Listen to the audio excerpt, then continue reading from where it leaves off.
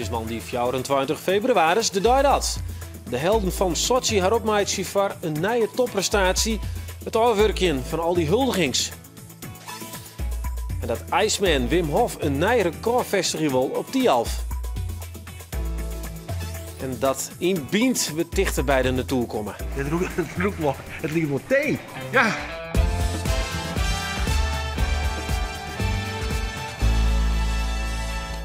Goejoen, welkom bij Bient. Miljoen het verhaal van boer Tom de Groot zien veewaard van de pleertcellen omdat hij er net goed verzwaar is zoe. Verslagjouwer Albert Jensma volgt de boer een week lang in zijn strijd tegen de instanties. Ja, mijn dieren, dat was bij de beesten geweest en er niks aan de hand, zei hij. En er was nog collega geweest, zei ook, zien prima uit. Nou. Pesterij, 40 jaar boer werd. Tommy Groot. Ja, maar een recht poeder vol medailles binnen de Olympische sporters weer rondkwamen in Nederland. En op dit stuit krijgen ze een warm welkom in Assen. Ze zitten nou nevens mij nog in de bus.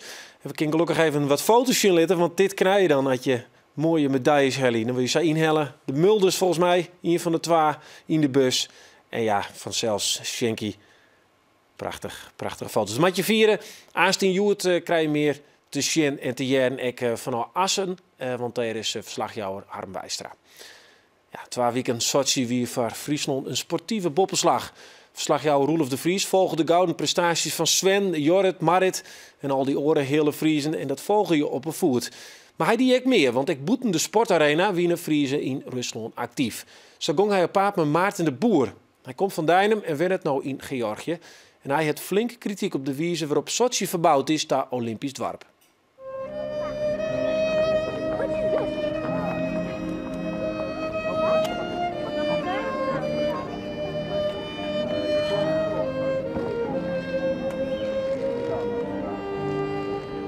Ik merkte vooral in de Noord-Caucasus toen ik daar aankwam als Nederlander die Russisch spreekt, woonachtig in Georgië.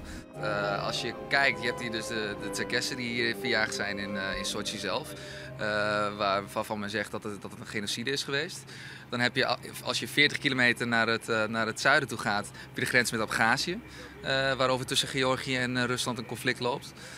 Je hebt Ingushetië, Dagestan en Tsjetsjenië, die nog steeds, waar nog steeds rebellen strijden voor onafhankelijkheid. Zuid-Ossetië, waar een conflict tussen Georgië en Rusland mee overloopt. En dan heb je nog Nagorno-Karabakh in het grensgebied tussen Armenië en Azerbeidzjan. Dus het is wat dat betreft een gebied van grote drama's. Is het eigenlijk dan absurd dat hier de Olympische Spelen krijgt houden worden? Het is totaal absurd. Totaal absurd. Dus voor de mensen die voor hun vrijheid strijden, is dit een grote belediging dat hier Olympische Spelen plaatsvinden.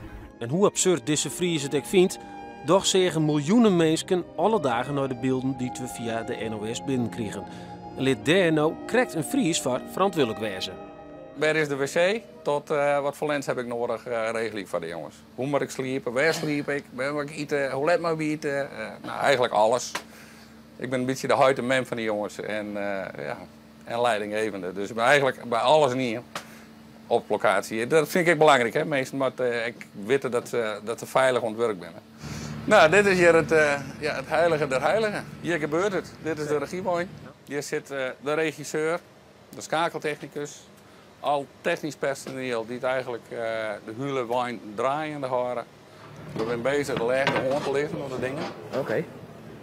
Ik ben al vanaf 10, ik ben wel bezig. Karin.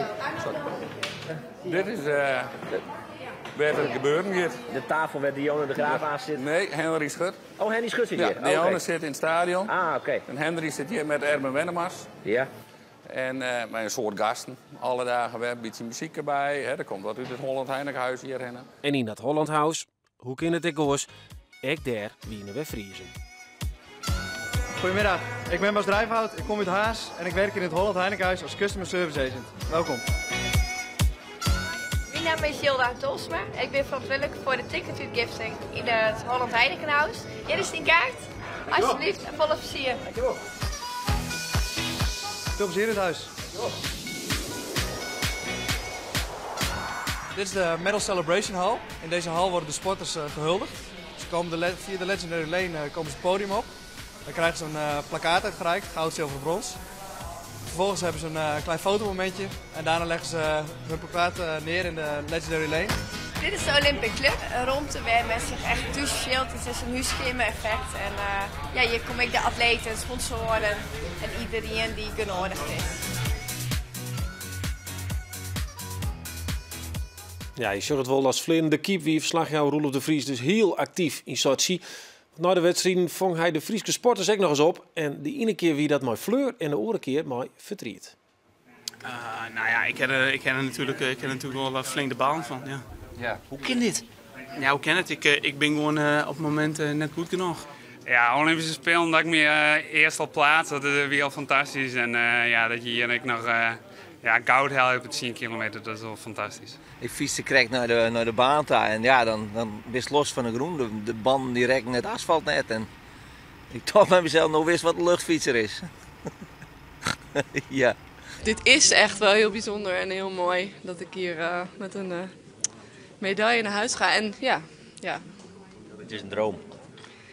Ja, het is nu geen droom meer. Nee, hier is natuurlijk wel meer hoop. Dus ja, wel jammer. Is het teleurstelling hoe heerst wel? Het was een hoop druk en ik voelde ook een hoop druk en ik wou het heel erg graag. En dan ben ik gewoon heel erg blij en opgelucht dat het is gelukt.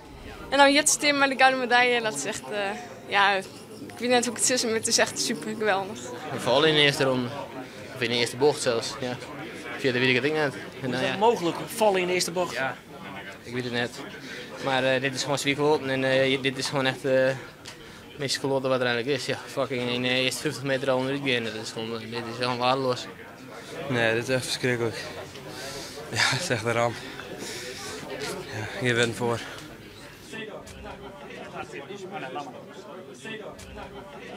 Haha, bakka! Ja, wat heb ik er niet zo keer toch van die Olympische Spelen. Wat zal ik het ook missen? En waar is die? Want je hoeft het nog even net te missen. Hebben wij een speciale biend. En dat zit helemaal in het ramp van de Friese sporters en de Olympische Spelen. En aan tafel dan Jorrit Bergsma, Jillet Anema en Shinky Knecht. En hebben je hem nog vragen thuis? Die kun je mailen naar biend@omroepfriesland.nl of via Twitter. Dat kan dan bij @omroepbiend of broek je dan de hashtag biend. En stel die vraag en dan kan het wezen dat we in de uitsturing die vraag stellen. Nou, hartstikke leuk toch? Ja, onder grote belangstelling van de media werd Orel Wiekelien het laatste vee van Tom de Groot uit Gwartem in beslag nam. Verwaarlozing, zo constateren de inspecteurs van de Voedsel- en Warenautoriteit. Albert Jensma wie in de dagen na die inbeslagname op de plaats en volgen de zaken op de voet. Joet deel 1 van de eeuwige strijd van een eermerkwegeraar.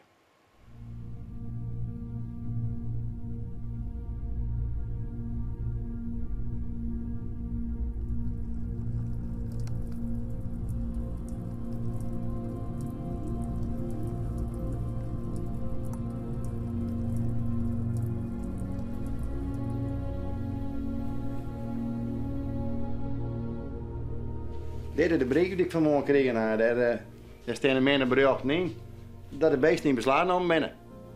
Ik wil de kosten van de bewaringname niet onnodig laten oplopen. Daarom ben ik van plan om uw dieren over te dragen aan derden, zodra de gezondheidstoestand van de dieren voldoende is. De geplande datum hiervoor is 5 maart. Er wordt zeker verder kijken van mij als je het slachten willen kennen. Ja, ze doren maar.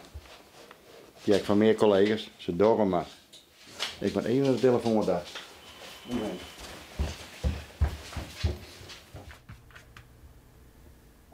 Ja. Hier ook. Maar ik heb er nu even schoon genoeg van. Wij vonden dat voordeel een verschrikking voor het beest. Zo'n vermenging en zo'n mal gezicht, zo'n raar giel ding tegen, dat doe een beest net om. En ik vind het nog steeds. Ik ben een appoer op 10. Nou, die 20 hier ben ik een appoer op 10. Nee. Ja, nee, we hebben hier al een groep, hè, want we zijn nu ook al een groep is hier geblokkeerd, omdat we oormerkweigeraar zijn. Dus ja, we zitten al in een groep nu. Ik zal even je naam en adres opschrijven. Maar de best had hij van de enige nog. Oh, wat van oud was het? Die enigste wil ik net zeggen, maar... Hoeveel ben er nog? Ik denk in de 20, 24. Maar in het begin weer er meer stoelen. Ja, jongen, ja, wist. In het begin weer er meer stoelen.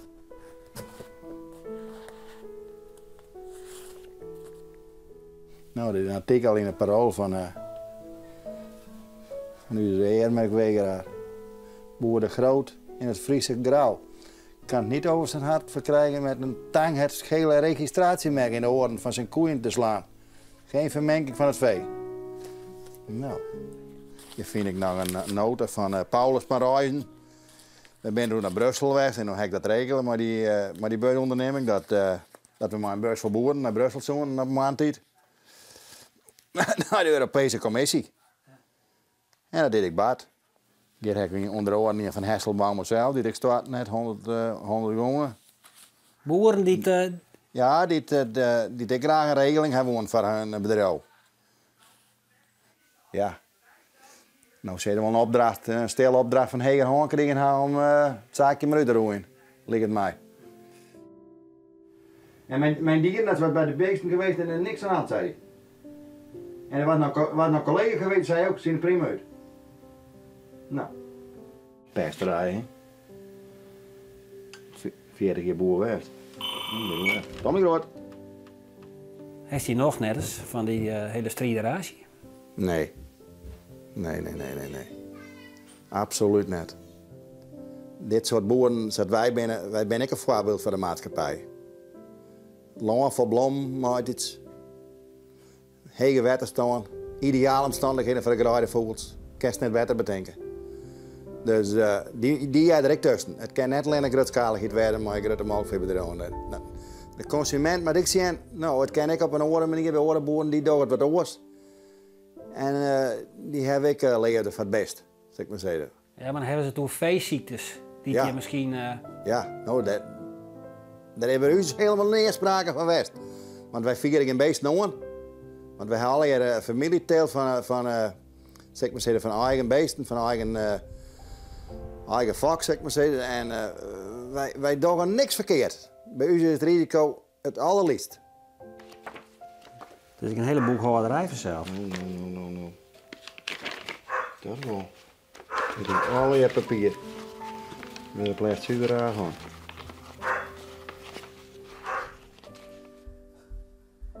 Als je erkend geweten bezwieren, de mensen in merken, dan zitten ze het hele jaar terug hier op een hoed, zeg maar zeggen. Als ze wat vrienden kennen, wat je vrouw doen, en dan word je pakken. En dat gaat gewoon terug. Elke dag. Hey, succes. Dank u.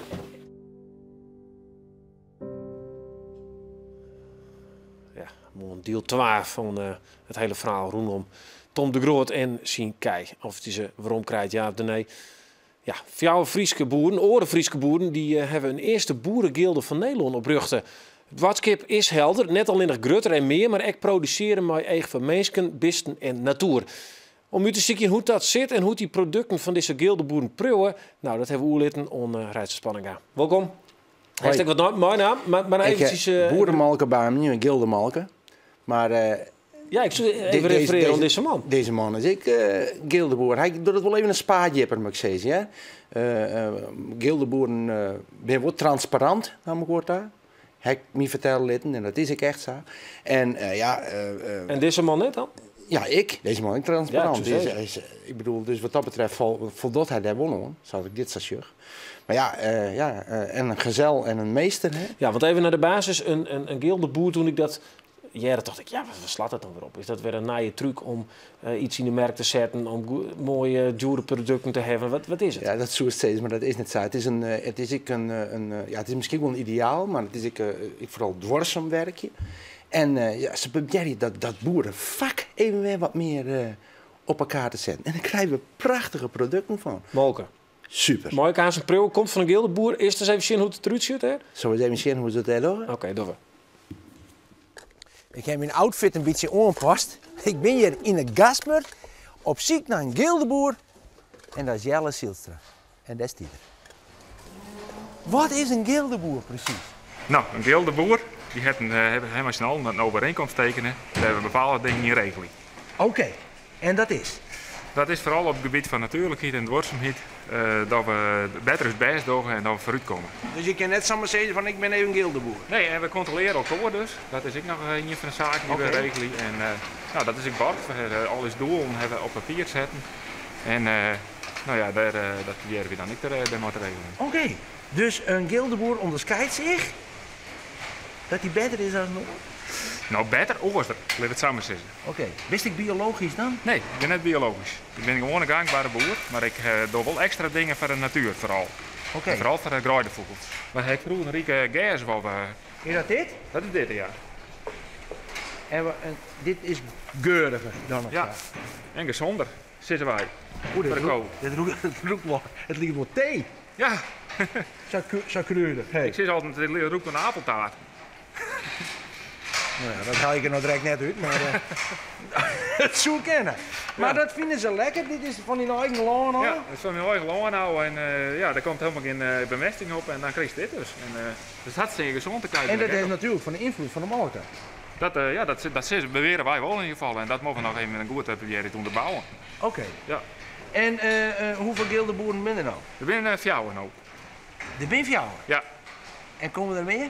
Ja, het is de bedoeling dat het uitrollen wordt over heel Friesland en dan zelfs Nederland is de bedoeling. En hoeveel kennen er dan aan mij dan? Nou, we hebben eerst stickers 100 in 4 hier. Oké, dan heb je een enorme plasma morgen. Ja. Dan krijgen we daarnaast een gilded cheese. Dat zou kennen. En krijgen we alle lekkere dingen van je molken. Ja. En die molken is dus lekkerder. Nou, dat zou haast een proeven, dacht ik, of net? Zullen we die testen eens even na? Zo hij zijn eigen molken onderscheiden kennen van de reguliere molken? We doen even een proef op persoon. Draai die even om, want we doen een shirtblok door. Even zien, hè? Ja. Ik ben benieuwd. Kom maar. Die eerst. Oké. Even zien. Smaakt het goed? Het smaakt wel goed. En deze dan? Zoeder het witte? Wat is gildemalken? Witte. Hij weet het. Dat klopt. Eindelijk komt het erop del, we krijgen lekkerder molken. Ja. Dit krijg je dus ik lekkerdere dingen van mij zien. En ik heb natuurlijk nou overal gewoon, dus ik moet denk ik als de skelk maar even vooraan, want er binnen is band, want die hebben ik bij betrokken. Ja, de band ben ik die bij band hebben ik bij betrokken, want die hebben een logo ontworpen of een schild maken. Een gilderschild en er zijn 3 winnaars uitkomen en nou ja, die ben je Rick. Die ben je Rick? Ja, die ben je Rick. Maatje wij, maar die ben je wat lekkers. Een gilde milkshake. Doutsen? Ja. Ziet ze? Ja. En het ze. En waarom hebben we een polstok kregen dan? Van 4 lappen. Ja, dat snap ik. Maar waarom heeft hij kregen? Of wie dat de prijs? Ja, de prijs. Dat wie de eerste prijs? Ja. We hebben prachtige schilderijen maken. Geweldig. Kan je daar wat mooi? Nou, dat zeker. Dat geven we broek. No, dat moet je van werkje. Ik heb hier wat mango, beversen dus. Dan heb ik hier cranberries. Oeh, blinder, wat is dat lekker. Hier de cranberries erin, hupsakee. Nou, en dan doen we erin natuurlijk de molken. Ja. Dat is de goeie, hè? Oké. Dan komt die molken erin, maar het is even zien. Tje. Oeh, blinder. Zo.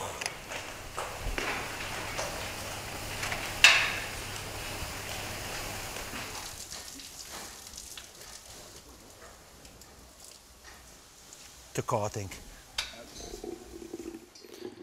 Ja, dat weer te koud. Dit is goed op temperatuur, want het zit al wel eens koffie in die lamp. Kan ik het dan wel drinken trouwens? Ja, maar ja, dit is puur natuur, Roelof. Heeft dat de term aan? Ja, dit is gildemalken. Nou, mag ik even eerlijk wat zeggen? Want ik wil graag maar een werkje onder smeugje van dit programma, maar ik mag geen molken. Nou, stel misschien ik dit zo. Toen ik een baby wie spuit ik het de hele tijd oerel terug. Heerlijke molken. Ik proef het verschil. Voort en dadelijks. Nou, ik net. Wat is het verschil? Laten we daar maar eens beginnen. Het is wat romiger, het is wat voller van smaak. Het leuke ervan is dat die organisatie, de gildeboeren, ik al waande binnen mij om deze molken dus in de schappen te krijgen van regionale supermarkten. Dat is nog net klaar. Dat giet dus haast ik naar grote coöperaties. Maar dat wordt een product dus? Dat wordt een product van maken, ja. Ik ken de consumenten naast het zelfs proeven waarom dat dan lekkerder is. Ja. Maar dat is de vraag die er heel diep bij mij boppen komt. Maar dit soort zaken. Je staat nou wel eens bij bij de Suvel in de supermarkt. Wat moet ik kiezen? Er is zoveel soorten boetes.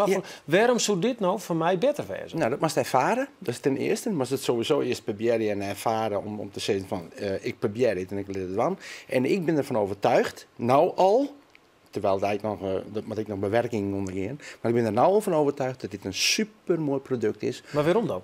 Nou, omdat het gewoon lekkerder en romiger is. De dingen die ik in mijn maat zing. Maar wij willen toch goed keper? Het zal vast een goed ja, keper ik denk dat we die tijd wel wat gewoon net altijd direct een goed keper gaan. Ik denk een beetje om die dwarsomheid en hoe is dat product tot stand kwam. En dat door die Gildeboeren natuurlijk nou wel heel goed, hè. Dus die zorgen ervan. Ze zijn transparant. Nou, elkaar daar. Dus die gazel en dingen, ze praten maar met elkaar over het vak. Want hoe werkt dat met een gazel en de master? Nou, die master die zal die gazel dus opleiden moeten om net dat het maar eventjes is, maar dat dit gildevak vol teruggaat. Zodat het vroeger ik weer. Dus dat is heel belangrijk. Nou, ze nemen het voer uit de regio. Nou, dat is natuurlijk heel belangrijk. Ze gebruiken haast geen antibiotica of orenbestrijdingsmiddelen. Dat is ik net nodig, want ja, die kei die ben gewoon hartstikke zoen. Ja, en ze krijgen goede voeding en goede voeding ontzorgt. Dan heb ik even vregen aan Katrien Zwiera, want die regelt dat ik al, die zit een beetje achter die organisatie. En toen zei ik van, ja, maar wat is het nou eigenlijk, maar die grijdevoels, wat doe je daar nou precies maar? Nou, we weten al wel dat de boeren menen. Ze menen, ja, dan regen ze het spul om, kerspel stokken zetten, maar het gaat daar vaak nog mis. Vorig jaar weer een goed voorbeeld. Toen hier is een hele witte start van het jaar. En toen niet een keer wat mooi waar. En toen al die boeren menen, ja, hier is het al die slachting. Oh, ja, die slachting. Die piekjes, ja. Ja, die slachting. Dus was nou eens, die kei, die gilde kei, laat ik het nou samen nemen, die rennen daar op het loon en die fretten daar. En dat gas wat ze eten, als dat zo is, er zit meer voeding in. Boven in de topje zit wat suiker. Dus dan krijg je een orenmalken, maar een orensmaak. Als er een boer die meent en die het zijn de stal ervoor gooit, dat is toch oors. We willen net zeggen dat dat fout is, hè? Nou, wat ik zo zei, dan ben je nou, ik boeren die zorgen die denken, man, ik heb het hartstikke druk. En ik doe het als zo mogelijk, mijn kei binnen al boeten. En dan is het weer net goed. Nee, dat is altijd net een dat is net baas. Wij moeten altijd niet in de gaten houden dat die mensen die op een grote schaal, ik wordje, dat die degelijk nodig, die wel degelijk nodig gaan. Want anders hoe ze economie behoorlijk instorten. En het is een groot exportproduct. Dus dat gaat het. Word ik maar een hele lietse merken. Het is ik net groot, dat ken ik net groot. Maar ja, wat we wel krijgen, een mooi ding voor de grijdevoels. Die boeren, die lid een hele, die gildeboeren, dat staat in het contract. Hè? Die lid een hele hectare, net zo vol. Maar dan litten ze een beetje plasdras, nemen ze dat. Dat is voor die weidevogels, voor de grutto's, of voor de skriezen, mag ik zeggen. Super. Ja. Nou, dan heeft dat ze letter menen, ze oerlezen van het menen, hoe geven we dat aan? En dat gas, ja, dat stiert heger. Dus de grutto, de skries, die kan dus echt meer schuilje. Dat ligt van een natuurmansie. Ja, dat denk ik. Ja. Dat is fantastisch, toch? Hey, de herste een lonsbrutsen, zo zei ze. Ja, daar drinkt het maar op. Maar het zit er in ieder geval lekker fris in. Wat wordt het haast mooi, hè? Met dat boerenmozaïek, dat lam met al die cru. Nou, dreven we al even verder? Ik wel. Wij dreven nog even verder van de Olympische Spelen. Want ik wil toch nog even een keer zeggen, Hero, echt nog een vraag die je stellen willen. Nou, die 2 weken on Jorrit Bergsma, Shinky Knecht of Jillet Anna. Maar dat kind dus, waar is die binnen dus de gast in die speciale bient? Stel je een vraag of stuur die vraag op dan naar je bient@omroepfriesland.nl of via Twitter. En dan broek je de @omroepfriesland bient. Nee, hoe moet ik het zeggen? @omroepbient, zo moet ik het zeggen. En broek je de hashtag bient. Dit wie het. Doe je een heel soort. Maar ik hoop dat je een hele mooie joen hebt. En via het net te zien naar Joet, want daar zijn de vaste beelden van de Olympiërs in Assen. Nog een joen.